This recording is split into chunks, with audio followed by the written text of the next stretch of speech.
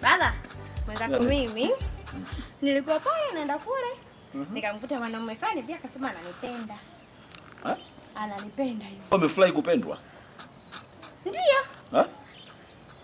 Kwa umekutana naye pale mwanaume akakwambia anakupenda? Kwa baadaye ndio umefurahi. Alafu baba nimkubalie niko naye tena. Alafu nikasema nitanigia kila kitu nitakachokitaka, ni mzuri kaka mwenyewe. Baba mimi najua baba nataka kwanza kunikatalia baba. Iya sawa. Wewe hapo ulipo na miaka 13. Ndio. Shule umemaliza? Bado sijamaliza. Sasa huyo mtu kukuambia anakupenda, yani hicho kukupenda unaona kama vile umepewa dhahabu, si umepewa sio kitu gani? Ndio baba. Sasa nikwambie. Unanielewa vizuri? Ndio. Unanisikia vizuri? Ndio nakusikia. Huyo anakuambia anakupenda huyo. Ndio. Na wewe unampenda? Ndio baba, sasa kwa sababu kaniambia naingia kila kitu. Ngoja nikwambie kitu kimoja. Naomba unisikilize. Mimi babako. Ndio. Unanielewa vizuri? Ndio nakuelewa baba. Sasa sikiliza nikwambie. Hao wanaume wanaosema nakupenda barabarani, shida yao unajua shida yao? Mimi sijui. Hujui Anayekulipia ada shule ni nani? Baba. Wewe. Wewe hapo. Mimi nakulipia ada. Huyo mtu anayekwambia nakupenda mwenye kulipia ada? Hata hajawahi kunilipia. Au hutaki shule?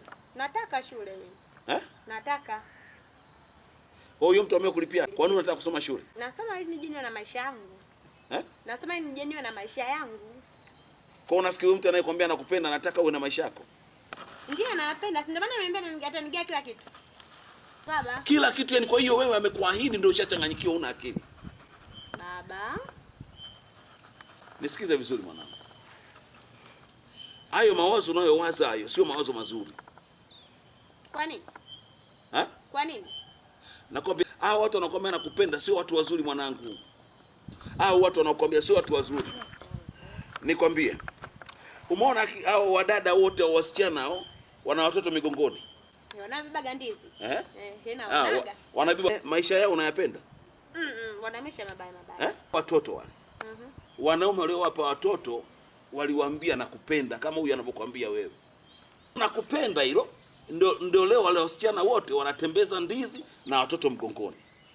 Wengine walikuwa form 1, wengine walikuwa form 2. Baada ya kuambia nakupenda mwisho akapewa mimba.